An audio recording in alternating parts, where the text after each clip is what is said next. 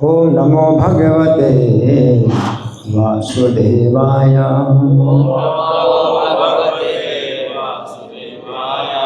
ओम नमो भगवते वासुदेवाय।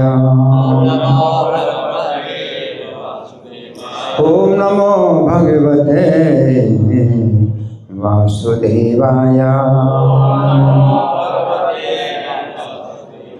ग्रंथराज श्रीमद् भागवतम स्कंद 3 अध्याय 32। अध्याय का नाम है कर्म बंधन और श्लोक संख्या 28।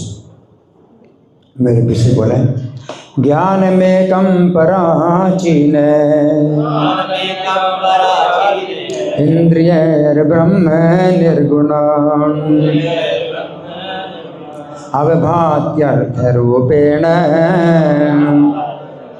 भ्रांत्या संदादि धर्मिणा। ज्ञान में कम पराचीन इंद्रियैर ब्रह्म निर्गुण अवभात्यर्थ रूपेण भ्रांत्या संदादि धर्मिणा। ज्ञान में कम पराचीन इंद्रियैर ब्रह्म निर्गुण अवभात्यर्थ रूपेण भ्रांत्या संदादि धर्मिणा। बोलिए। ज्ञान में कम पराचीन इंद्रिय ब्रह्म निर्गुण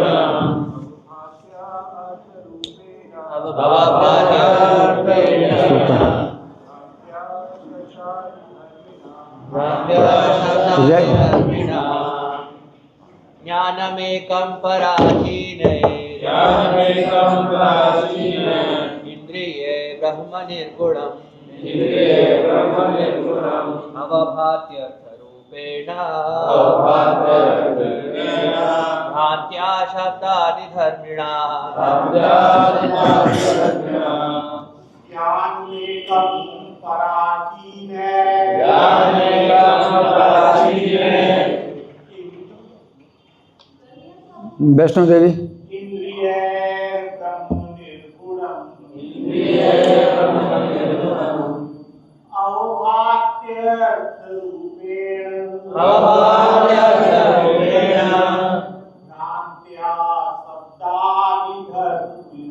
भ्रान्त्या शब्दादिधर्मिणा। वैष्णो देवी। ज्ञानमेकं पराचीन इंद्रिये ब्रह्म निर्गुणम् अवभात्यर्थरूपेण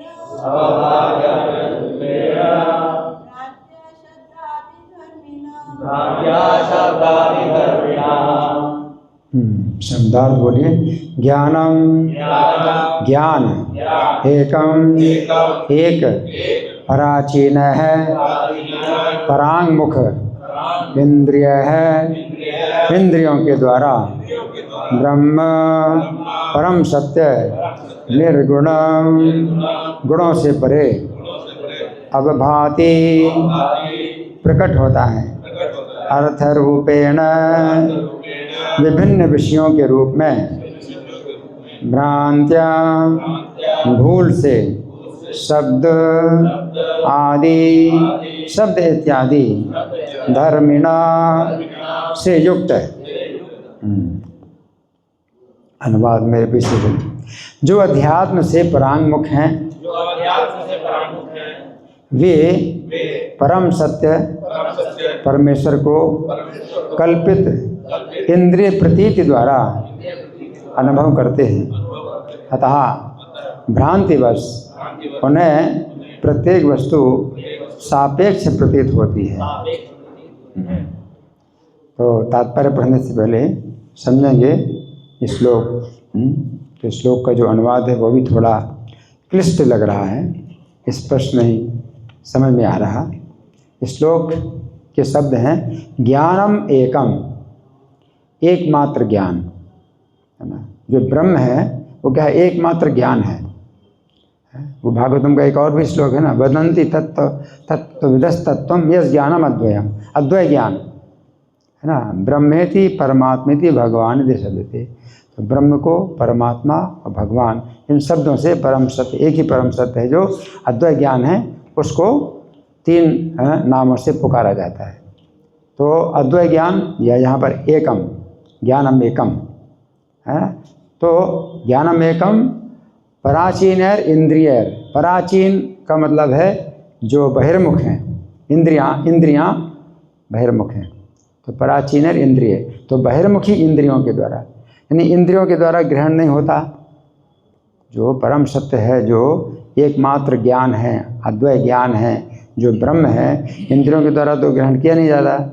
तो जो पराचीन इंद्रियां हैं, तो इंद्रियां जो है क्या हैं, ये बहिर्मुखी हैं, है ना। तो उस ब्रह्म को तो ग्रहण नहीं कर सकते।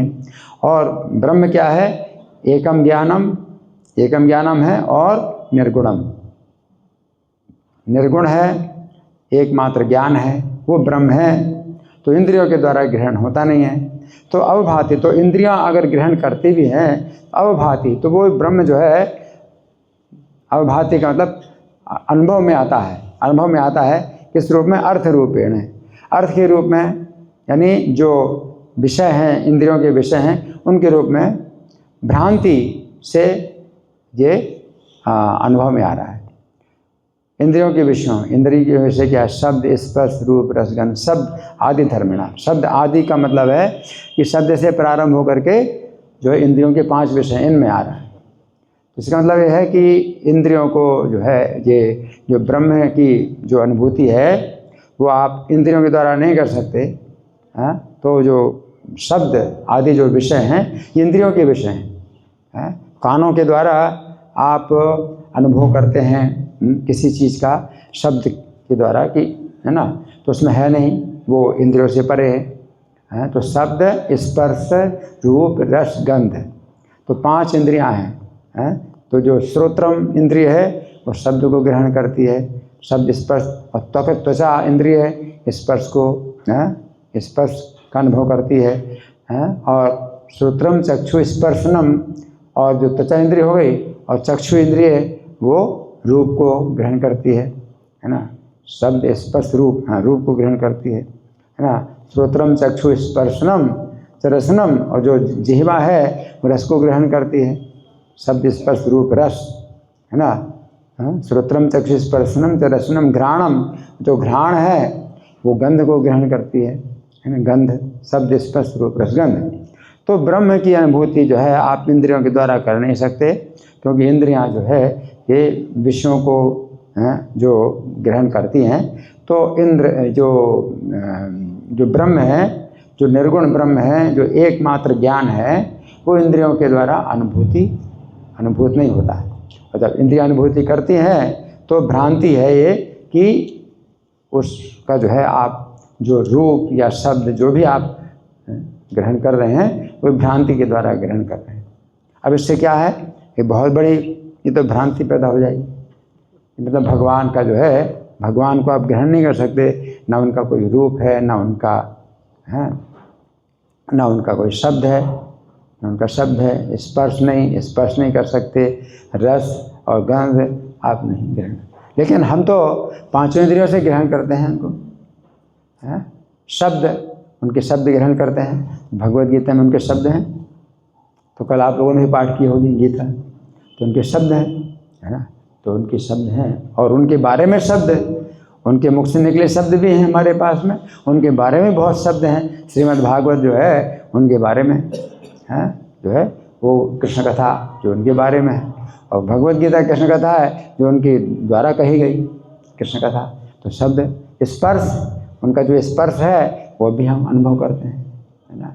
तो हम स्पर्श करते हैं, तो जब हम चरणों में गिरते हैं तो जो जमीन में जो धूल होती है तो धूल हमें प्राप्त होती है, तो स्पर्श, वो स्पर्श का अनुभव है। भगवान के चरणों की धूल का स्पर्श हम करते हैं। शब्द स्पर्श, रूप, उनका रूप है ना। तो आप देखते हैं मंदिर में भगवान का रूप है ना, हम देखते हैं रूप। रस, और रस उनको जो भोग लगाया जाता है उसका प्रसाद हम ग्रहण करते हैं, तो रस भी तो मिल रहा है, रस भी मिलता है। और गंध गंध उनकी प्रसादी माला गंध, तो हम तो पांचों इंद्रियों से उनको ग्रहण कर रहे हैं, और यहाँ पर जो है पांचों इंद्रियों से ग्रहण नहीं कर सकते, यहाँ पर ये बताया गया।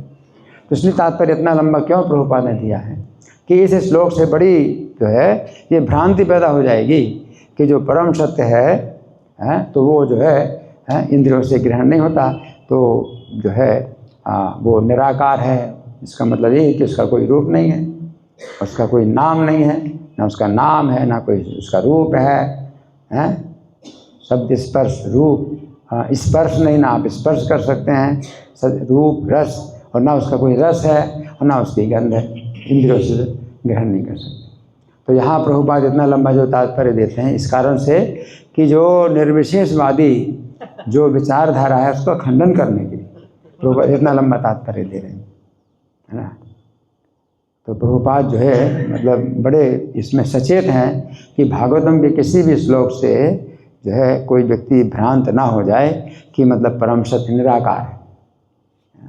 इसलिए प्रभुपाद जो है तात्पर्य में लिख रहे हैं। तो आगे हम सुनेंगे प्रभुपाद तात्पर्य में क्या लिखते हैं। शिला प्रभुपाद की जय। ये जो तात्पर्य है 2 पेज से भी ज़्यादा है, ठीक है। तो हम इसी को पढ़ते हैं और समझते जाएंगे साथ साथ। तो यहाँ पर प्रभुपाद लिखें, परम सत्य भगवान एक हैं किंतु अपने निराकार स्वरूप के कारण सर्वत्र व्याप्त हैं। इसका स्पष्ट उल्लेख भगवद गीता में।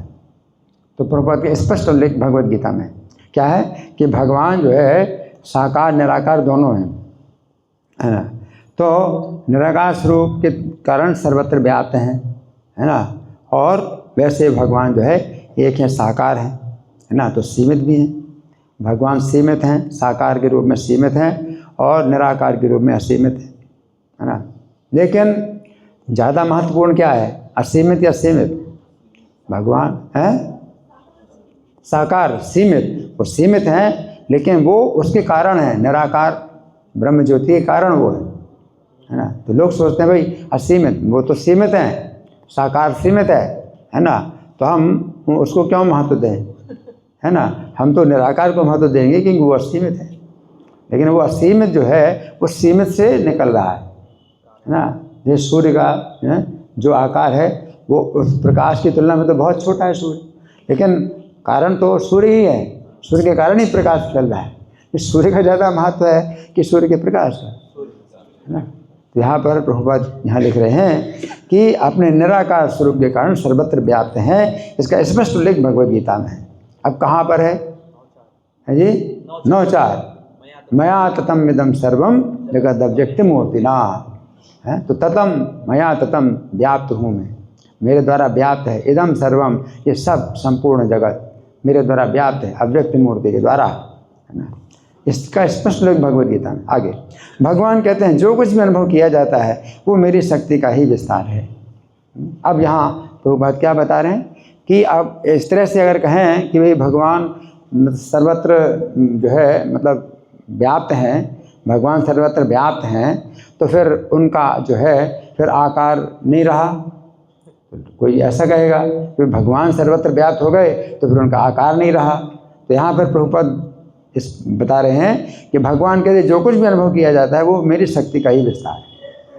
तो शक्ति का विस्तार है ना।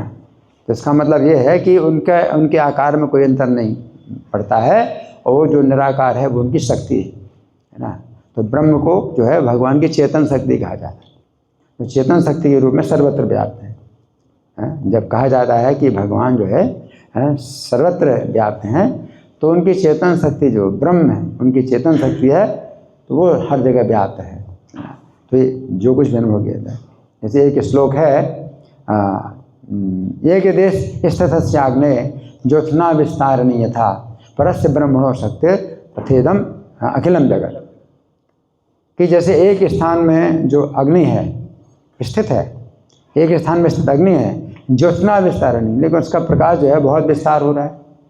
उसी प्रकार से परस्य ब्रह्मणो, पर ब्रह्म की परस्य ब्रह्मणो सत्य तथेदम अखिलम जगत। तो पर ब्रह्म की जो शक्ति है वो जो है इस जगत के रूप में, है ना। नहीं तो फिर कोई यही कहेगा अभी सर्वत्र व्याप्त हो गए तो फिर वो निराकार हो गए भगवान, अब साकार नहीं रहे, है ना। तो यहाँ पर प्रभुपाद कर रहे हैं कि भगवान कहते जो कुछ भी अनुभव किया जाता है वो मेरी शक्ति का ही विस्तार है। हर वस्तु उन्हीं पर आश्रित है, ये भगवान पर आश्रित है, हर चीज़ भगवान पर आश्रित है। किंतु इसका अर्थ ये नहीं कि वे हर वस्तु हैं, है ना। हर चीज़ आश्रित है भगवान के, लेकिन ये नहीं कहना कि हर वस्तु है। इसलिए हम जो है इसकी टेबल की पूजा करें, हैं, इस मेज़ की पूजा करें, पलंग की, है ना, इसकी पूजा करें, हर वस्तु, है ना। तो ये चीज़ नहीं, हर वस्तु भगवान पर आश्रित है, लेकिन भगवान हर वस्तु नहीं है। आगे इंद्रिय प्रतीतियाँ यथा ढोल की आवाज़ की श्रुति प्रतीति, है ना। तो एक ढोल की आवाज़ है तो हमें सुनाई देती है ना, तो हम कहते हैं देखो इतनी बढ़िया आवाज़ है। सुंदर स्त्री की दृश्य प्रतीति, सुंदर स्त्री है उसको देखना तो उसका जो रूप है तो वो अनुभव होता है। जीव द्वारा दूध की बनी सुस्वादु वस्तुओं की स्वाद प्रतीति, है ना। तो कोई भी दूध की बनी हुई वस्तुओं से जो स्वाद बनता है, बहुत स्वाद बनता है, तो स्वाद प्रतीति, ये सब भिन्न भिन्न इंद्रियों से प्राप्त होती है, अलग अलग इंद्रियों से प्राप्त होती हैं, है ना। तो जैसे रूप हम देखते हैं किसी स्त्री का तो वो हमें आँखों से दिखाई पड़ता है ना। और जो दूध का बनी वस्तुएं हैं उनका स्वाद हमको जिह्वा से मिलता है, हम आँखों से नहीं स्वाद ले सकते, या दूसरी इंद्रियों से स्वाद नहीं ले सकते। और जो ढोल की आवाज़ होती है, मृदंग की आवाज़ होती है, वो कानों से, हम आँखों से नहीं सुन सकते, है ना। तो कहा है कि भिन्न भिन्न इंद्रियों से प्राप्त होती है, फलतः भिन्न भिन्न प्रकार से समझी जाती हैं। इसलिए इंद्रिय ज्ञान कई श्रेणियों में विभाजित है। यद्यपि सभी वस्तुएं परमेश्वर की शक्ति के रूप में एक ही हैं, इसी प्रकार अग्नि की शक्तियाँ ऊष्मा तथा प्रकाश हैं, और इन दोनों की शक्तियों के द्वारा अग्नि कई रूपों में प्रकट हो सकती है। तो अग्नि कई रूपों में प्रकट होती है ना। तो अग्नि का रूप ये भी है प्रकाश, है ट्यूबलाइट। तो ट्यूबलाइट में मतलब बहुत कम गर्मी होती है ना। चंद्रमा की जो रोशनी है ना, तो उसमें तो और शीतलता है ना, उसमें बिल्कुल गर्मी नहीं, वो तो जाड़ा पैदा करती है। अग्नि का ही जो है अनेक जो है रूप हैं, अग्नि कई रूपों में प्रकट हो सकती है। आगे मायावादी चिंतक इस विविधता को असत्य घोषित करते हैं। तो अब मायावादी चिंतक जो है इसको जो है मिथ्या बोलते हैं, जगत मिथ्या, क्योंकि इतनी वैरायटी है जगत में, तो वो कहते हैं जगत मिथ्या। और फिर वो जो है ब्रह्म सत्यम जगत मिथ्या ये निष्कर्ष निकालते हैं, क्योंकि ब्रह्म को उन्होंने माना है कि भाई एकमात्र ज्ञान है, एकमात्र ज्ञान है। अब इसमें तो मतलब ब्रह्म का फिर कोई आकार ही नहीं है, और जो भौतिक जगत में जितने भी आकार हैं और इनमें जो वैराइटीज़ हैं वो सब जो है उनको क्या लगता है कि भाई मिथ्या है। तो अपना इस सिद्धांत को सुरक्षित करने के लिए, अपना ये सिद्धांत सुरक्षित रखने के लिए कि जो ब्रह्म है वो इंद्रियों से परे है, और इंद्रियों से हमें जो प्रतीति हो रही है, तो दिखाई देता है, सुनाई देता है, स्वाद मिलता है ना, तो इंद्रियों से परे है वो ब्रह्म, तो फिर ये जो है मिथ्या है, इसको मिथ्या मानते हैं ना। तो ये जो है उनकी गलती है। आगे असत्य घोषित करते हैं।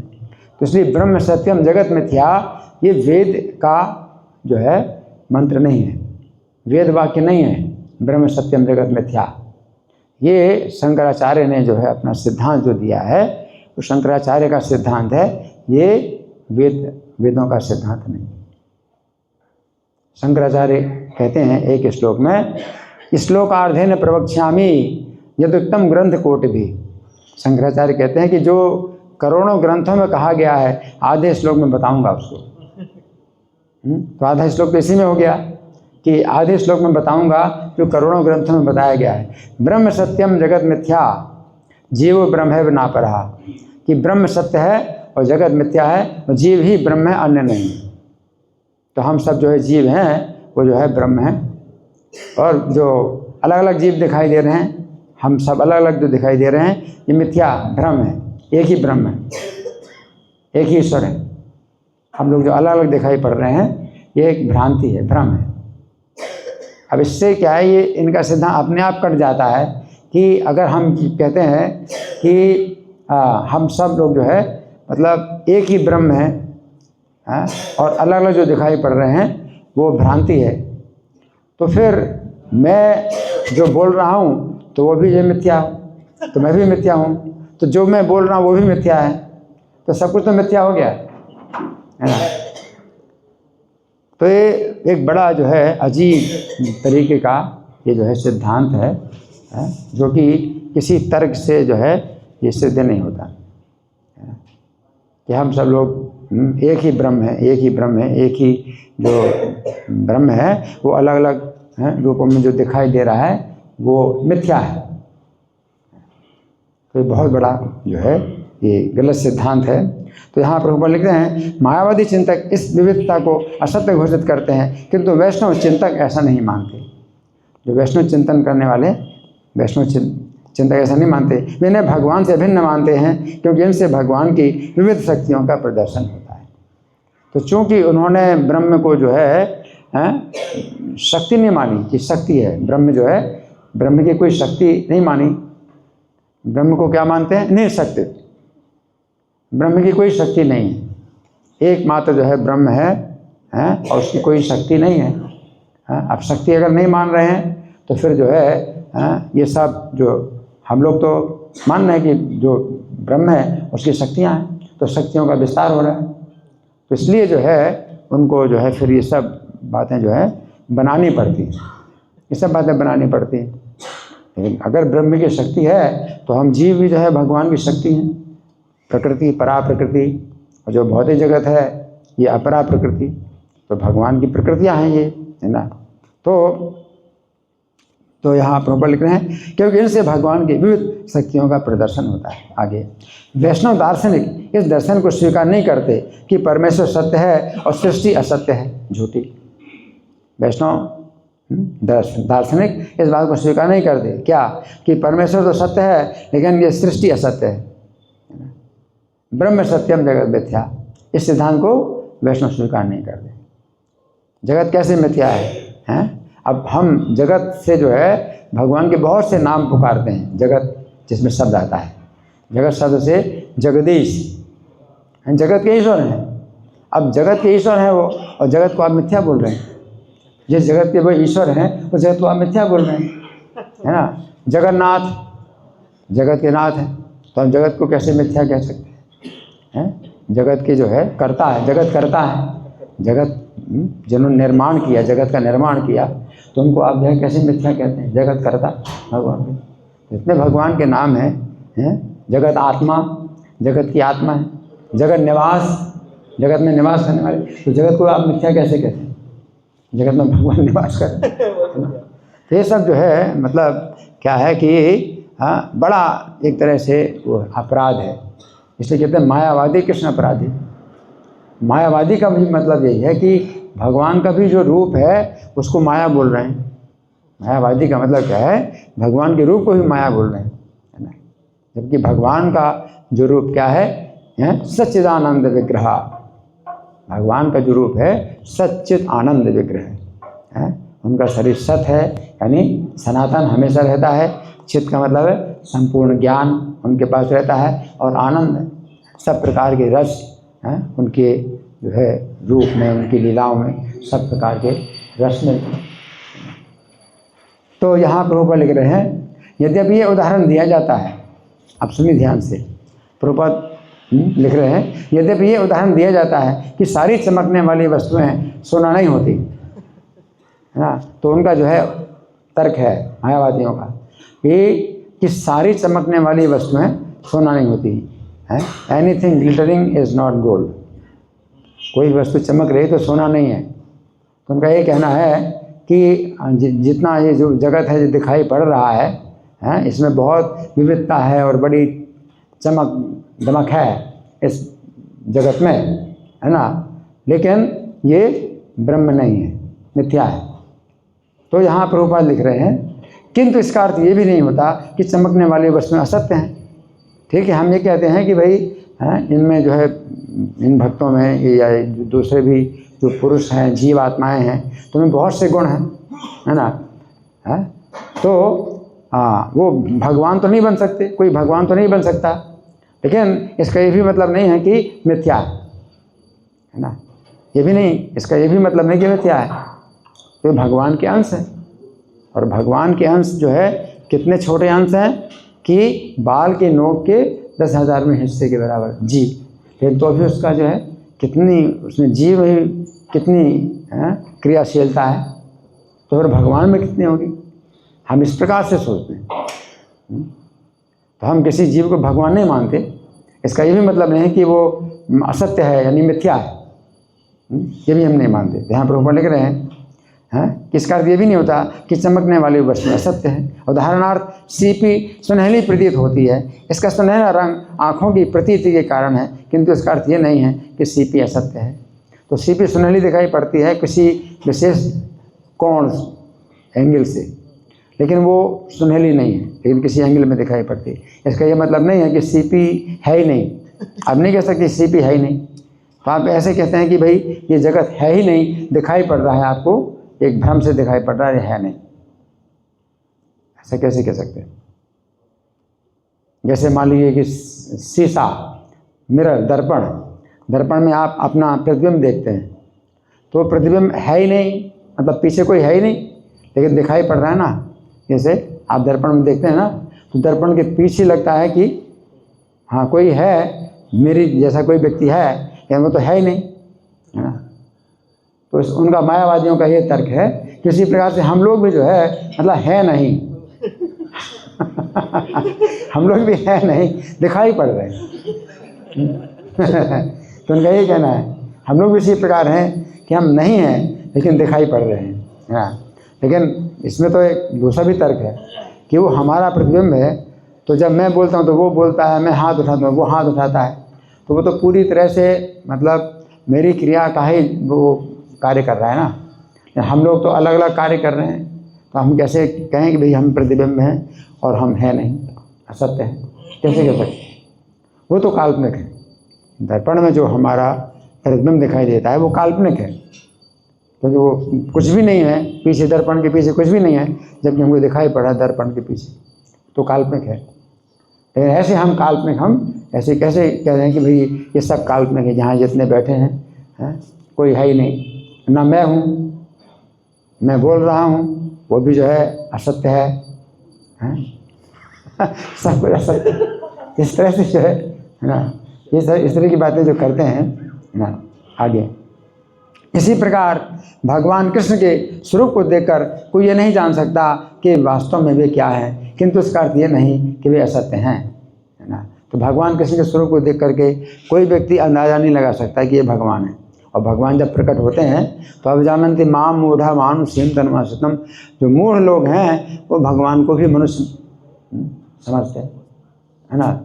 तो हर कोई नहीं जानता, किंतु इसका अर्थ ये नहीं कि वे असत्य हैं। कृष्ण के स्वरूप को ज्ञान ग्रंथों यथा ब्रह्म संहिता में वर्णित स्वरूप के आधार पर जाना जाता है ना।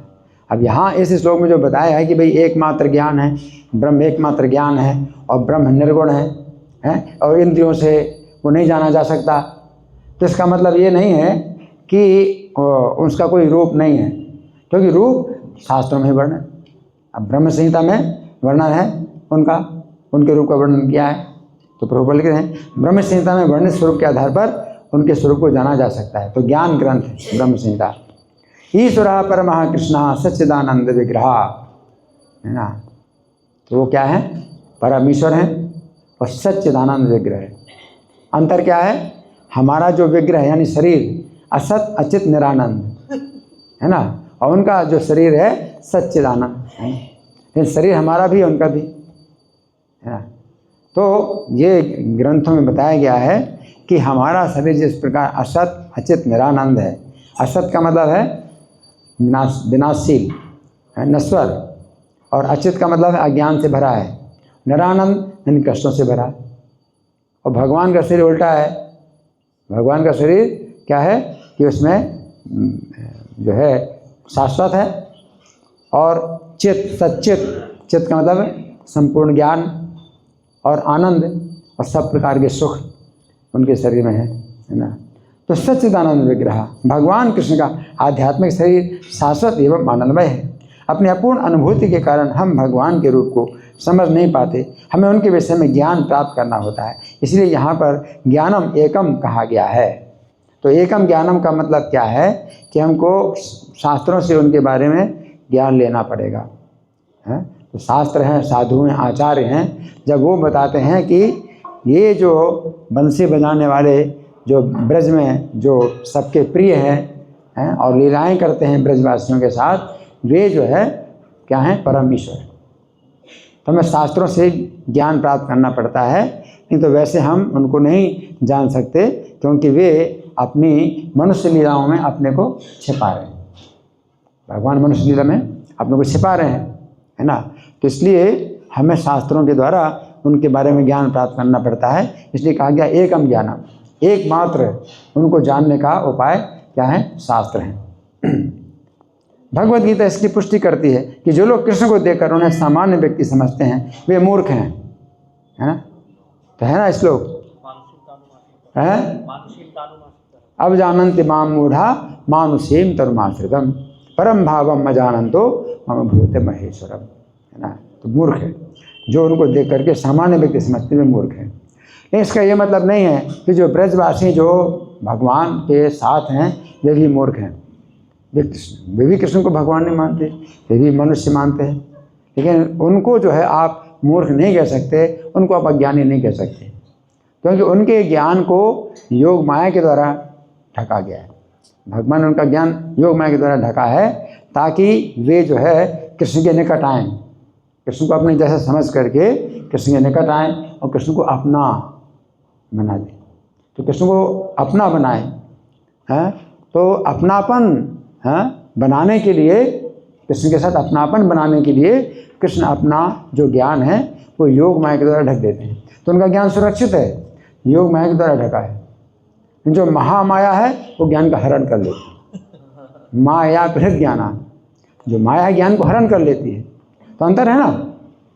जो अभक्त लोग कृष्ण को मनुष्य समझते हैं तो उनका जो ज्ञान है वो माया के द्वारा हरण हो चुका है, और कृष्ण को अब जो है वो मनुष्य समझते हैं तो उनका तिरस्कार करते हैं। अब जानन्ति, कुछ नहीं, क्या है, कुछ है फायदा नहीं, कृष्ण से कुछ फायदा नहीं।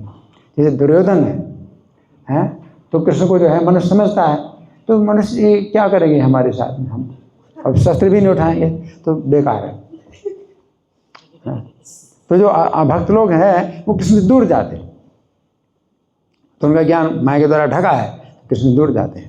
लेकिन जो भक्त हैं उनका ज्ञान माया योग माया के द्वारा ढका हुआ है, इसलिए कृष्ण के निकट जाते हैं। तो उनको हम मूढ़ नहीं कह सकते कि ये माता यशोदा मूढ़ है, ब्रजवासी मूढ़ है, मूर्ख है, हम नहीं कह सकते। और भगवान जो है उनको समय समय पर अपना ऐश्वर्य दिखाते भी हैं और फिर ढक देते हैं, है ना। माता यशोदा को भी दिखाते हैं, है ना, स्तन पी रहे हैं माता का, और दिखाते हैं कि माता तू मुझे जो स्तन पिला रही ना, पूरे जगत को जो है ये पोषण हो रहा है। तो पूरा जगत अपने मुंह में दिखाया कि पूरे जगत का पोषण तू कर रही है ना। लेकिन जब माता जो है भ्रमित हो जाती है तो ढक देते हैं, योग माया के द्वारा ज्ञान ढक देते हैं। तो वो ज्ञान जो है सुरक्षित है, ब्रजवासियों का जो ज्ञान है सुरक्षित है, योग माया के द्वारा ढका है ना। और जो अभक्त लोग होते हैं उनका ज्ञान हरण हो चुका है, माया के द्वारा हरण हो चुका है। आगे, ये भगवान के असीम ज्ञान, शक्ति और ऐश्वर्य को नहीं जानते। कौन? मूर्ख, अभक्त लोग। भौतिक इंद्रिय कल्पना से निष्कर्ष निकलता है कि परमेश्वर स्वरूपहीन निराकार है ना। तो भौतिक इंद्रिय कल्पना से निष्कर्ष निकलता है, क्योंकि हमारी इंद्रियां जो है वही रूप ग्रहण करती हैं ना, जो नश्वर है ना, भौतिक रूप। तो भौतिक इंद्रिय कल्पना से निष्कर्ष निकलता है कि परमेश्वर स्वरूप ही निराकार है। तो वो यही कहेंगे, वही अगर कृष्ण को हम भगवान माने तो भगवान तो फिर इतने सीमित हो गए कि बस वो इतने ही हैं और इससे ज़्यादा वो कुछ कर नहीं सकते। जैसे कोई राजा भी है, मान लो किसी राज्य का राजा है, तो वो शासन चला रहा है, लेकिन तो भी वो अपने राज्य के अंदर भी हर बात को नहीं जानता, हर बात को नहीं जानता। और बहुत से जो है उल्टे सीधे काम हो भी रहे हैं राजा के शासन में, और राजा जो है कुछ भी नहीं कर पाता। कैसे कोई सोचेगा कि भाई कृष्ण अगर इतने मतलब सीमित हैं, उनका रूप इतना सीमित है, तो कैसे सृष्टि चलाएंगे, कैसे सृष्टि बनाई उन्होंने, कृष्ण ने। तो जो तर्क से जो है मतलब जो निष्कर्ष निकालते हैं, तो क्या कहेंगे कि नहीं, कि जो परमेश्वर है वो निराकार होना चाहिए, वो साकार नहीं होना चाहिए। साकार है अगर परमेश्वर, तो कैसे जो है चलाएगा पूरी सृष्टि को, और कैसे पूरी सृष्टि को जान पाएगा? निराकार। तो इंद्रियों की कल्पना से जो है हम कभी परम सत्य को समझ नहीं सकते। आगे, ऐसी कल्पना के कारण बद्ध जीव माया के वशीभूत होकर अज्ञान में रहा आता है। परम पुरुष को भगवत गीता में उन्हीं के द्वारा उचित वाणी से समझा जा सकता है। तो भगवत गीता क्या है? उन्हीं के ही शब्द हैं, है ना। तो भगवान को अगर समझना है तो भगवान के शब्दों से ही समझना है। जैसे सूर्य को आप देखते हैं तो आपको अलग से कुछ टॉर्च लाइट नहीं लगानी पड़ती है सूर्य को देखने के लिए। सूर्य को देखते हैं तो सूर्य के द्वारा ही आप देखते हैं सूर्य को, है ना। उसी प्रकार से भगवान को भी अगर समझना है तो भगवान के द्वारा ही आप समझेंगे। भगवान जब समझाएंगे तो आप समझेंगे। आगे, जहाँ भी स्वयं कहते हैं कि मुझसे श्रेष्ठ कुछ भी नहीं है, हैं? कहाँ पर? मत्ता पर तरम नान्यत किंचित अस्ति धनंजय, है ना। तो अनुत्तम भी शब्द है 7वें अध्याय में। अनुत्तम, अनुत्तम का उनसे उत्तम कुछ नहीं है ना। अनुत्तम, है ना। आगे, तो जहाँ वे स्वयं कहते हैं कि मुझसे श्रेष्ठ कुछ भी नहीं है और निराकार ब्रह्म तेज मुझ में ही वास करता है। यदि भगवान ने कहा ब्रह्मणो ही प्रतिष्ठा, जो निराकार ब्रह्म तेज है वो मुझ में ही प्रतिष्ठित है, मुझ में ही वास करता है। भगवत गीता की शुद्ध एवं पूर्ण दृष्टि की तुलना गंगा नदी से की जाती है ना। यहाँ पर ऊपर क्या बता रहे हैं कि जो शुद्ध और पूर्ण दृष्टि जो भगवत गीता से हमें प्राप्त होती है वो गंगा नदी से की जाती है। गंगा जल इतना शुद्ध है उससे गधे और बैल भी शुद्ध हो जाते हैं। यहाँ पर गऊ लिखा ना, तो गधे बैल भी शुद्ध हो जाते हैं। किंतु यदि गंगा की उपेक्षा करके कोई गंदे नाले के जल से शुद्ध होना चाहे तो वो सफल नहीं होगा। ये जो गधे हैं, बैल हैं, वो गंगा जल का कुछ महत्व नहीं समझते। वो तो अपना पानी चाहे जो है नाले का पानी पिए चाहे गंगा जी का पानी पिए, तो उनको तो कुछ पता नहीं चलता, कुछ अंतर नहीं पता चलता। तो इसी प्रकार से कई लोग जो है गीता का जो ज्ञान है और कई लोगों ने अपने अपने जो है निष्कर्ष निकाले हैं, अपने ज्ञान की पुस्तकें लिखी हैं, सब बराबर लगता है। तो वो कैसे हैं? गधे और बैल की तरह। वो कहते हैं गीता पढ़ लो, गीता पढ़ लो, गीता में भगवान का अपना मत है और फिर हम दूसरों का भी मत भी हम सुनेंगे। हम आपका भी मत क्या, आपका विचार क्या है, सबके अपने अपने विचार होते हैं। तो इसी प्रकार से जैसे कि गधे और बैल जो है उनको पानी चाहिए, गंगा का जल दो चाहे गंदे नाले का पानी दो, वो पिएंगे उसी भाव से पिएंगे, कुछ अंतर नहीं करते, है ना। यहाँ प्रभुपाद ये बता रहे हैं, गीता से आप भगवान को समझ सकते हैं, है ना। तो ये चीज़ जो है अंतर, कितना अंतर है। आगे, इसी प्रकार केवल शुद्ध परमेश्वर के मुख से ही सुनकर शुद्ध ज्ञान प्राप्त किया जा सकता है। आगे, इस श्लोक में स्पष्ट कहा गया है कि जो भगवान से विमुख हैं वे अपनी अपूर्ण इंद्रियों से परम सत्य की प्रकृति के विषय में चिंतन करते हैं, है ना। तो विमुख हैं, भगवान से विमुख हैं, अभक्त हैं, है ना। तो भक्तियाँ माम अभिजानाति, भक्ति के द्वारा कोई व्यक्ति मुझे जानता है। भगवान कहते हैं भक्ति के द्वारा कोई मुझे जानता है, यावान यस्यास्मि तत्वता, कि मैं जो हूँ और जैसा हूँ तत्व से जान पाता है भक्ति के द्वारा, है। तो भक्ति के द्वारा कैसे जान पाता है? क्योंकि भगवान भक्ति के द्वारा प्रसन्न होते हैं तो वो अपना प्रकट करते हैं, मैं जो भी हूँ और जैसा भी हूँ मैं प्रकट करता हूँ, है ना। ये जो अभक्त होते हैं, तो यहाँ पर ऊपर लिखे जो भगवान से विमुख हैं अपने अपूर्ण इंद्रियों से परम सत्य की प्रकृति के विषय में चिंतन करते हैं। तो अपनी अपूर्ण इंद्रियों से परम सत्य की प्रकृति के विषय में चिंतन करते हैं तो क्या निष्कर्ष निकालते हैं कि निराकार है वो। आगे, निराकार ब्रह्म का ज्ञान केवल कानों से ग्रहण किया जा सकता है, साक्षात अनुभव से नहीं। फलतः ज्ञान श्रोत्र अनुभव से सुनकर प्राप्त किया जाता है। वेदांत सूत्र में पुष्टि हुई है, शास्त्र योनित्वात्, केवल प्रामाणिक शास्त्रों से शुद्ध ज्ञान प्राप्त करना चाहिए। तो भगवान को कहा गया शास्त्र योनि। तो शास्त्र योनि का मतलब है कि भगवान की प्राप्ति आपको शास्त्र से होती है। आपके हृदय में भगवान जो है जो दर्शन देंगे तो शास्त्र से सुनकर के ही दर्शन देंगे, है ना। तो ये कहा गया श्रृण्वतः सुकथाम कृष्णः पुण्य श्रवण कीर्तनः हृदयंतस्थो हि भद्राणि विनोति सुखताम। तो जो सुनता है भगवान की कथा है ना, तो भगवान हृदय में प्रवेश करके उसके अभद्र सब नष्ट कर देते हैं, अंधकार दूर कर देते हैं, तो हृदय में प्रकाश होता है और भगवान का दर्शन होता है ना। तो यहाँ आगे प्रभुपाद लिखते हैं परम सत्य के विषय में तथा कथित काल्पनिक तर्क व्यर्थ है ना। तो ये तर्क, इस प्रकार की जो तर्क बातें हैं, तर्क से जो है कोई भी व्यक्ति भगवान को समझ नहीं सकता। आप तर्क करेंगे है ना, तो तर्क क्या है? आप कहेंगे, आपका तर्क ये कहेगा कि जितने भी हम देखते हैं रूप वो सब नष्ट होते हैं, तो कोई भी रूप ऐसा नहीं हो सकता जो नष्ट ना हो। तो एक तर्क ये है भाई, हर व्यक्ति जो है एक दिन शरीर, जितना भी शरीर हम देखते हैं, तो ये सब बड़े होते हैं, परिवर्तन होते हैं, 6 प्रकार के परिवर्तन होते हैं शरीर में, और अंत में विनाश का परिवर्तन हो जाता है। तो कोई रूप जो है फिर ऐसा नहीं हो सकता है कि जिसमें 6 परिवर्तन ना हो, है ना, क्योंकि आपका सीमित ज्ञान, तो सीमित ज्ञान से आप जो तर्क करेंगे वो सब सीमित होगा और आप असीमित को समझ नहीं सकते। तो भगवान का शरीर जो है जिसमें है कि संपूर्ण ज्ञान है, तो आप कहेंगे भी संपूर्ण ज्ञान तो हो ही नहीं सकता है। हम कुछ भी जो है अध्ययन करते हैं तो सीमित ही हमें ज्ञान होता है, हम संपूर्ण ज्ञान तो नहीं, लेकिन भगवान के पास संपूर्ण ज्ञान है। भगवान के पास इतना ज्ञान है कि उनको जानने की जरूरत नहीं पड़ती, क्योंकि वो सब जानते हैं। अगर आपके करोड़ जन्म पहले आप क्या थे और कहाँ थे वो भगवान जानना चाहते हैं, तो कोई तपस्वी होता है, उसको कई दिन उसको समाधि में जाना पड़ेगा, तो आपके करोड़ जन्म के पहले आप कहाँ थे क्या थे वो जान पाएगा। पिछले जन्म को जानने के ही लिए उनको 1 मुहूर्त या जो है 2 मुहूर्त ध्यान में जाना पड़ता है, पिछले जन्म में आप क्या थे वो जानने के लिए।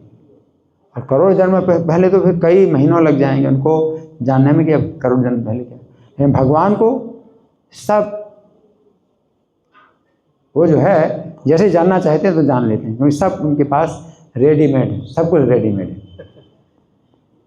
वो जैसे जानना चाहते हैं तो तुरंत जान लेते हैं, सब कुछ जान लेते हैं, है ना।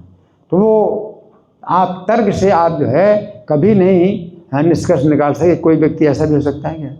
और हर व्यक्ति के प्रत्येक जन्म की प्रत्येक बात जानते हैं।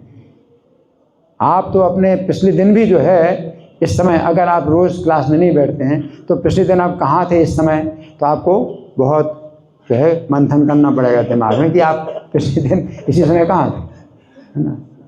और अपने प्रत्येक जन्म की प्रत्येक बात आपको भी याद नहीं, आपको भी याद नहीं। भगवान को तो प्रत्येक जन्म, प्रत्येक व्यक्ति, प्रत्येक जीव के प्रत्येक जन्म की प्रत्येक बात भगवान जानते हैं। तो तर्क से जो है आप कहेंगे असंभव, हो ही नहीं सकता। सच्चित चित विग्रह, उनका शरीर चित है, ज्ञान है, और सत शरीर उनका सर्थ है। तो उनका जो शरीर है आप कहेंगे वो भी तो बड़े हुए, परिवर्तन तो हो रहा है कि वो भी बड़े हो रहे हैं, लेकिन वो इच्छामय परिवर्तन है। आपकी इच्छा नहीं होती कि आप बड़े हुए। मैं जब छोटा था तो मैं सोचा कि मैं हमेशा छोटा ही बना रहा हूँ तो ज़्यादा सुरक्षित हूँ, लेकिन बड़ा हो गया और इतनी उम्र हो गई मैं नहीं चाहता था। लेकिन भगवान जो है, भगवान में शरीर का जो परिवर्तन होता है उनकी इच्छा के अनुसार होता है। और 15 महीना 15 वर्ष और 9 महीना 15 वर्ष 9 महीना 7.5 दिन कि जब होते हैं तो अब भगवान ही चाहते कि और बड़े हुए, तो नवयौवन के अवस्था में आ जाते हैं। उसके बाद फिर उनका शरीर जो है परिवर्तित नहीं होता है। तो तर्क के द्वारा आप कभी भी ऐसा निष्कर्ष नहीं निकाल सकते कि भाई ऐसा भी कोई व्यक्ति हो सकता है क्या। सत, उनका शरीर सत है, चित है और आनंद है। उनके शरीर में किसी प्रकार का रोग नहीं है, किसी प्रकार का कष्ट नहीं है, और सब प्रकार के सुख जो है अपने जन्म के द्वारा भी सबको जो है सुख प्रदान करते हैं और सुख प्राप्त करते हैं, है ना। तो जो है हर व्यक्ति कहेगा कि ये संभव नहीं है कि माता के घर में आना पड़ता है, बड़ा कष्ट भोगना पड़ता है, जन्म का भी कष्ट भोगना पड़ता है। कैसे हो सकता है कोई व्यक्ति जो जन्म के समय कष्ट ना हो उसको, बेहद कष्ट होता है जन्म के समय। लेकिन भगवान का शरीर जो है आनंद विग्रह है ना, तो उनको जन्म का जो है कोई कष्ट नहीं होता। जन्म का भी वो सुख सबको प्रदान करते हैं और सुख लेते हैं, भगवान जन्म की लीला करते हैं। तो यहाँ पर प्रभुपाद लिख रहे हैं कि परम सत्य के विषय में तथाकथित काल्पनिक तर्क व्यर्थ हैं।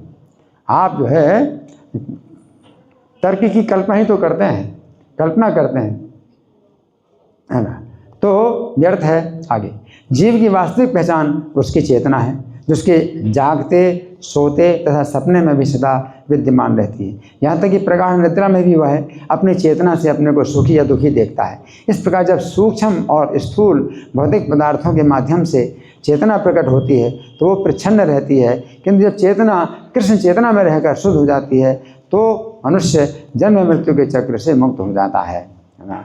तो चेतना है जब हम अपनी चेतना को शुद्ध करते हैं तो कृष्ण का नाम जब आप जप करते हैं और मंगल आरती में आते हैं, आप क्लास सुनते हैं, ये सब कार्य जो है क्या होते हैं, शुद्धिकरण के। हमारी चेतना शुद्ध होती है, चेतो दर्पण मार्जनम। तो चेतना जब शुद्ध होती है तो हम जन्म मरण के चक्र से छूट जाते हैं। तो चेतो दर्पण मार्जनम भव महादावाग् निर्वापणम है। तो भाव का मतलब क्या है, पुनर्भव, पुनर्जन्म की महादावानल शांत हो जाए। तो जब आप जो है आपकी चेतना शुद्ध होती है, चेतो दर्पण मार्जनम, चित्त रूपी दर्पण जब स्वच्छ हो जाता है ना, तो श्री कृष्ण संकीर्तनम, तो श्री कृष्ण संकीर्तन से आपका चित्त रूपी दर्पण स्वच्छ हो जाता है। तो भव महादावाग् निर्वापणम, तो जन्म मृत्यु के चक्र से आप मुक्त हो जाते हैं। तो जन्म मरण का चक्र इसको कहें, ये जन्म मरण की जो है ये जंगल की आग है। जन्म मरण का जो कष्ट है वो जंगल की आग की तरह कष्ट दे रहे हैं, आग में जैसे आप जल रहे हैं, है ना। तो ये जो है शांत हो जाती है। तो जहाँ कहते हैं प्रभुपाद कि जन्म मृत्यु के चक्र से मुक्त हो जाता है। आगे, जब शुद्ध ज्ञान प्रकृति के गुणों से अनावृत होता है, अनावृत का मतलब खुल जाता है, प्रकृति के गुणों से जो है शुद्ध ज्ञान ढका नहीं है। तो सत्वगुण हो, रजोगुण, तमोगुण, ये तीनों गुण जो है ज्ञान को ढकते हैं, शुद्ध ज्ञान को ढकते हैं। हालांकि सत्वगुण जो है निर्मल है ना, और प्रकाशक है।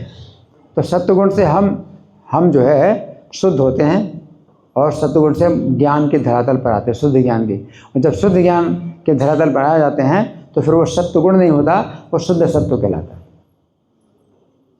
सत्वगुण नहीं होता, फिर शुद्ध सत्व कहलाता है। तो जब शुद्ध ज्ञान प्रकृति गुणों से अनावृत होता है तभी जीव की वास्तविक पहचान हो पाती है कि वह भगवान का शाश्वत दास है। तो सत्वगुण में व्यक्ति जो है क्या करता है, वो सोचता है कि कैसे मेरा कल्याण होगा, मैं जन्म मरण के चक्र से कैसे छूटूंगा, मैं कैसे अपने को शुद्ध करूं, मैं अपने कर्तव्य के अनुसार जो है मुझे क्या करना चाहिए। तो ये जो है सत्वगुण में जिज्ञासा होती है ना। लेकिन सत्वगुण से ऊपर जब उठता है तो फिर अपने को भगवान का शाश्वत दास के रूप में समझता है कि मैं भगवान का शाश्वत दास। तो सत्वगुण में कोई व्यक्ति अपने को शरीर से ऊपर अगर उठा भी लेता है तो शरीर से ऊपर तो समझ लेता है कि जीव है, शरीर नहीं है। सत्वगुण में कोई व्यक्ति समझ लेता है कि जीव शरीर नहीं है, हम शरीर नहीं है, जीव हैं। लेकिन जीव जो है तत्व से ये क्या है, भगवान का दास है। वो तत्व का जो है ज्ञान कब होता है, जब सत्वगुण से ऊपर उठे, है ना। तो यहाँ पर प्रॉपर लिखते हैं आगे, ये अनावरण इस प्रकार से होता है।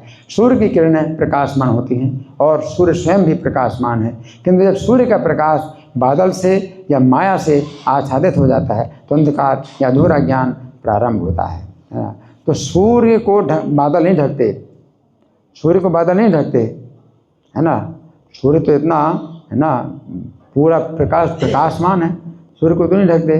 लेकिन वास्तव में बादल हमारी दृष्टि को ढक रहे हैं, हमारी जो देखने की शक्ति उसको ढक रहे हैं, है ना। तो हम सोचते हैं सूर्य ढक गया है। तो यहाँ पर प्रभुपाद लिख रहे हैं कि सूर्य स्वयं भी प्रकाशमान है, किंतु जब सूर्य का प्रकाश बादल से या माया से आच्छादित, तो प्रकाश ढका, बादल ने तो सूर्य का प्रकाश ढका है ना, प्रकाश का थोड़ा सा हिस्सा ढका है ना। तो सूर्य के प्रकाश को भी नहीं ढक सकते बादल, है। सूर्य के प्रकाश का थोड़ा सा हिस्सा ढका है ना। तो उसी में ही हम क्या है, अंधकार में आ जाते हैं या फिर कुछ प्रकाश होता भी है तो पूरा प्रकाश नहीं होता, आधा प्रकाश होता है। बदली में आपको सूर्य का जितना प्रकाश मिलना चाहिए उतना नहीं मिलता, आधा प्रकाश मिलता है। काम चल जाता है लेकिन फिर भी सूर्य का जो है मतलब अधूरा ज्ञान है। कोई व्यक्ति कहे भाई इतना ही सूर्य है, उसको सूर्यमंडल नहीं दिखाई पड़ रहा है, कहेगा यही सूर्य है जो प्रकाश कर रहा है ना। तो अधूरा ज्ञान प्रारंभ था। अतः अज्ञान के अंधकार से निकलने के लिए अपनी आध्यात्मिक चेतना या कृष्ण चेतना को शास्त्रानुमोदित विधि से जगाना होता है। तो आध्यात्मिक चेतना को जगाना है, कृष्ण चेतना को जगाना है। तो यहाँ प्रभुपाद क्या कह रहे हैं कि कृष्ण चेतना कोई बनाना नहीं होता, ये बनाने की चीज़ नहीं है कि हम कृष्ण चेतना को बनाएं, है ना। तो लोग यही सोचते हैं कि ये हम लोग जो है ब्रेन वॉशिंग करते हैं इन लोगों को, हैं, और इनको जो है मतलब किसी चीज़ में वो करते हैं, थोपते हैं कि तुम जो है कृष्ण के भक्त बनो। देखिए कृष्ण का जो चेतना है तो वो जो है हमें बनानी नहीं पड़ती है, बल्कि अपने आप जो है ये जागती है, जगाना होता है ना। तो नित्य सिद्ध कृष्ण प्रेम साध कबू नाय, श्रवणादि शुद्ध चित्त करे उदय। जो कृष्ण का प्रेम है नित्य सिद्ध है। हमारा कृष्ण के साथ जो संबंध है वो नित्य सिद्ध है, हमेशा जो है वो टूट नहीं सकता है और इसको बनाया नहीं जाता। श्रवण आदि शुद्ध चित्त करे उदय, तो जब श्रवण आदि क्रियाओं से चित्त शुद्ध हो जाता है तो उसका उदय होता है। तो उदय होना जैसे सूर्य का उदय हो, है ना। तो हम ये थोड़ी कहते हैं सूर्य के पैदा हुआ, सूर्य पैदा थोड़ी होता है, सूर्य का उदय हुआ, है ना। उसी प्रकार से जो कृष्ण चेतना है या कृष्ण प्रेम है तो वो जो है उदय होता है। ये कृष्ण प्रेम जो है कहीं बना नहीं है कि पैदा हुआ, हमने कृष्ण प्रेम पैदा कर किया अपने अंदर, है ना। तो भौतिक संसार में ऐसे हम प्रेम का संबंध जोड़ते हैं, किसी व्यक्ति से हम प्रेम का संबंध जोड़ते हैं। हम सोचते हैं भाई इनसे हमारा काम निकलता है तो हम इनसे अपने अच्छे संबंध बनाएं, तो अच्छे संबंध हम बनाते हैं, इनसे काम निकलता है। लेकिन वो जो है इस तरह से कोई कृष्ण के साथ में ऐसा नहीं है हमारा कि हमें बनाना होता है अच्छे संबंध, बल्कि हमारे संबंध अच्छे कृष्ण के साथ बने हुए हैं पहले से, और वो हमारा स्वरूप है कि कृष्ण के साथ में हमारा कौन सा संबंध है। शांत रस में संबंध है या दास रस में या सख्य रस में या वात्सल्य रस में या माधुर्य रस में। इसमें हमें अपना कुछ चुनाव नहीं करना होता है कि हम कहें कि भाई गोपियों का जो है जो स्तर है गोपी भाव वो तो सबसे ऊंचा है, तो हमें तो गोपी बनना है। इस तरह की भी एक जो है वर्ग है साहजिया का, जो कि गोपी बनने के लिए जो है वो जो है नकल करते हैं प्राकृत साहजिया, तो गोपी भाव की नकल करते हैं। तो नकल से नहीं होता है ना, नकल से नहीं आता। अगर आपका जो है स्वरूप भगवान के धाम में एक वृक्ष के रूप में है तो आप उसमें ही जो है पूर्ण आपको जो है संतुष्टि है। जैसे माँ देवेंद्रपुरी तो वो गोलोक धाम के क्या हैं, वृक्ष हैं, कल्प। तो वृक्ष और वृक्ष के रूप में भी जो है उनकी कितनी मतलब शुद्ध चेतना है, वो राधा रानी का जो है भाव तक जो है वो समझ पाते हैं। माँ देवेंद्रपुरी ने वो जो श्लोक बनाया, राधा रानी समझ सकते हैं, माँ देवेंद्रपुरी समझ सकते हैं, मतलब हर कोई नहीं समझ सकता। तो वृक्ष भी जो है कोई ऐसे सामान्य हैं, इस भौतिक जगत के वृक्ष थोड़े हैं। अगर आप वहाँ के कुछ पशु पक्षी कुत्ता कुछ भी आप बन गए, है ना, तो वो चीज़ जो है बिल्कुल अलग ही है। वो इस भौतिक संसार से जो है उसकी तुलना नहीं हो सकती, है ना। आपका जो भी स्वरूप है ना। तो आध्यात्मिक चेतना यहाँ प्रभुपाद कहते हैं शास्त्रानुमोदित विधि से जगाना होता है, शास्त्रीय अनुमोदित विधि से जगाना होता है, बनाना नहीं होता है। आपका संबंध भगवान के साथ में जो है पहले से जो बना हुआ है वो केवल ढका हुआ है, भौतिक प्रकृति गुणों से ढका हुआ है ना। तो जब आप अनावरण करेंगे, उसका आवरण हटाएंगे, तो वो जो है क्या होगा, प्रकट हो जाएगा। तेषाम आदित्यवत ज्ञानम प्रकाश के तत्परम, आदित्य का मतलब सूर्य के समान ज्ञान तो जो है प्रकाशित करता है, तो आपका स्वरूप प्रकाशित करेगा। तो यहाँ प्रभुपाद का तात्पर्य समाप्त हुआ और समय भी पूरा हो चुका है, ठीक है।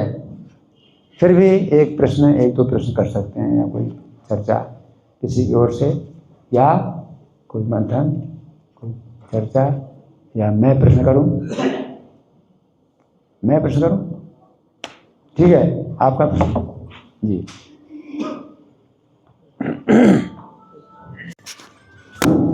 हरे कृष्णा, दंड प्रणाम भाजी, थैंक यू सो मच भाजी फॉर वंडरफुल लेक्चर। प्रभु जी, आपने जो बताया अभी कि ये काफ़ी ये टॉपिक काफ़ी वो है कंट्रोवर्शियल, कि कई बार जब बोलते हैं कि हमारा स्वरूप के बारे में बात करते हैं, तो कई बार बोलते हैं स्वरूप हमारे पास वो पोटेंसी है, उसको हमारे जो हृदय में भगवान के प्रति प्रेम करने की पोटेंसी है, बट एग्जैक्ट फॉर्म वो भी हमारे पास वो ऑप्शन होता है, जो हम क्रमशः भक्ति में आगे बढ़ते हैं, स्टार्टिंग में नहीं, आफ्टर सम टाइम बाद जब भक्ति में आगे बढ़ते हैं तो फिर उसको हम लोग वी कैन चूज। तो कई बार मैंने अक्सर ये कॉन्टेक्स्ट भी आता कई बार कि हम लोग अपने स्वरूप को चूज कर सकते हैं आफ्टर सम टाइम बाद। तो ऐसा है कि हम जो है अगर जब चुनते हैं तो वो स्वरूप प्रकट हो चुका हमारा, और वो स्वाभाविक झुकाव होता है, तो वो चीज़ ऐसा नहीं है। जब आप चुनेंगे तो वो चुनाव आपका क्या है कि वो आ चुका है, मतलब वो जग चुका है ना। तो जो मतलब जाग गया आपका स्वरूप, तो आप उसको चुनते हैं। तो इसमें वो चीज़ नहीं है कि भाई हमने अभी आप चुनेंगे। तो कई भक्त लोग इस तरह से सोचते हैं कि भाई शांत रस के ऊपर दास रस है, दास रस के ऊपर शक रस है, तो हम तो जो है दास रस में आएंगे। नहीं, दास रस ठीक नहीं है, हम तो सखा भाव, हम सेवक नहीं बनना चाहते हैं, हम सखा मूर्ख। शांत रस में भी जो है इतना सुख है कि उसका भी अंत ही नहीं।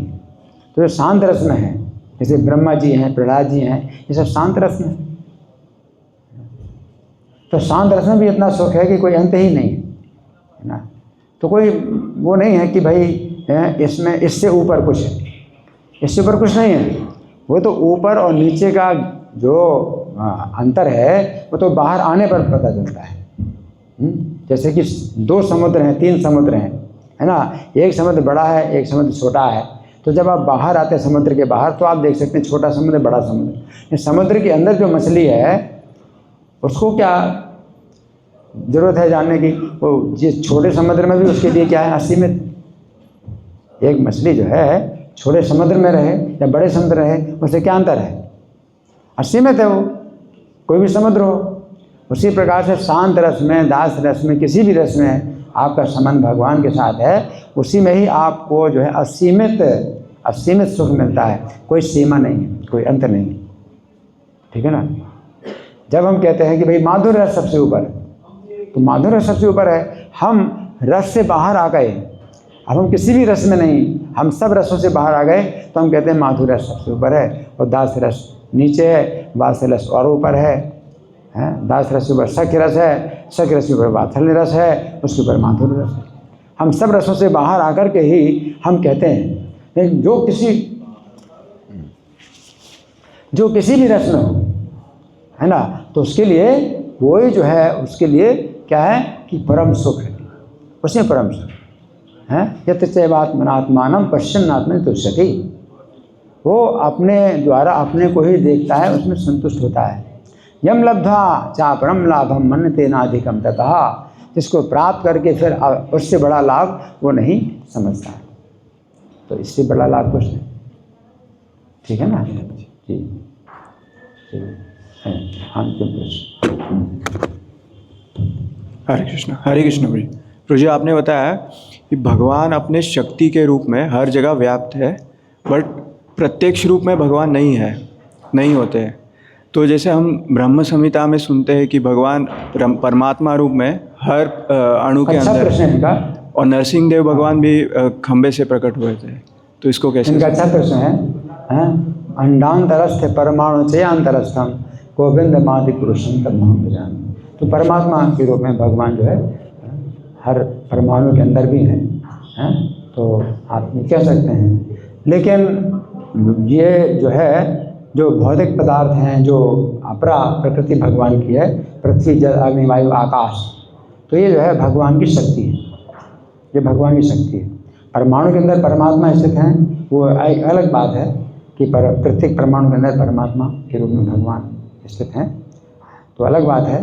लेकिन ये जो है जो भौतिक प्रकृति है, तो ये जो है भगवान की शक्ति है, और जो जीवात्मा है वो भी भगवान की शक्ति है। हम भी भगवान की शक्ति हैं, भगवान शक्तिमान है ना। तो जो शक्ति है वो भगवान के आश्रित है। तो एक भौतिक प्रकृति हो और आध्यात्मिक प्रकृति, जीव आध्यात्मिक प्रकृति है और वो भौतिक प्रकृति है अपरा प्रकृति है, जीवात्मा परा प्रकृति है। जो भी है वो जो है भगवान के अधीन है। तो भौतिक प्रकृति जो है ये जब भगवान की दृष्टि पड़ती है तो वो रूप धारण करती है, तो वो दुर्गा के रूप में प्रकट होती है ना। तो दुर्गा के रूप में प्रकट होती है वो, तो भौतिक प्रकृति है। तो परमात्मा है सब प्राणियों के हृदय में भी हैं विराजमान, है ना। तो स्मृति ज्ञान और विस्मृति परमात्मा दे रहे हैं सब जीवों को। लेकिन जो पृथ्वी जल अग्नि वायु आकाश मन बुद्धि अहंकार, ये जो भौतिक तत्व हैं ये भौतिक प्रकृति ये भगवान की शक्ति है, इस तरह समझना, ठीक है ना। हरे कृष्ण प्रभु जी, धन्यवाद प्रणाम। प्रभु जी जैसे कि प्रभु जी ने भी पता है मुझे, जैसे जो भगवान जो है सर्वव्यापी है, सर्वव्याप्त है, हर एक जीव में है, हर एक कण कण में है। तो ये जैसे कि हमने ये भी सुना, जैसे हमने अपने मन की शांति के लिए जब ऐसे भगवान के विग्रह का हमने कल्पना किया, उनको सेवा करने के लिए हम भगवान को बनाया गया, एक कितना सत्य है। भगवान के विग्रह की कल्पना की, तो हम भगवान के विग्रह की कल्पना नहीं करते। भगवान का विग्रह हम जो देखते हैं तो शास्त्र के अनुसार हम भगवान के विग्रह का जो निर्माण करते हैं वो शास्त्र के अनुसार करते हैं। फिर उसमें जो प्राण प्रतिष्ठा होती है उसमें जो है भगवान को बुलाया जाता है, तो भगवान जो इसमें मतलब विराजमान होते हैं। और नहीं तो वैसे भी भगवान हर चीज़ में मौजूद हैं, तो चित्र में भी भगवान प्रकट हो सकते हैं, ऐसा कुछ भी नहीं है। आप चित्र में ही पूजा कर सकते हैं भगवान की, और आपकी भक्ति के अनुसार जो है वो चित्र से भी अपना जो है आपको जो है कृपा दे सकते हैं, आपकी पूजा स्वीकार कर सकते हैं, आपका भोग स्वीकार कर सकते हैं। तो भगवान इतना सीमित नहीं है कि वे जो है प्राण प्रतिष्ठा के द्वारा ही वो मतलब उस मूर्ति में विराजमान होंगे, क्योंकि तो भगवान की शक्ति है, पत्थर भी भगवान की शक्ति है।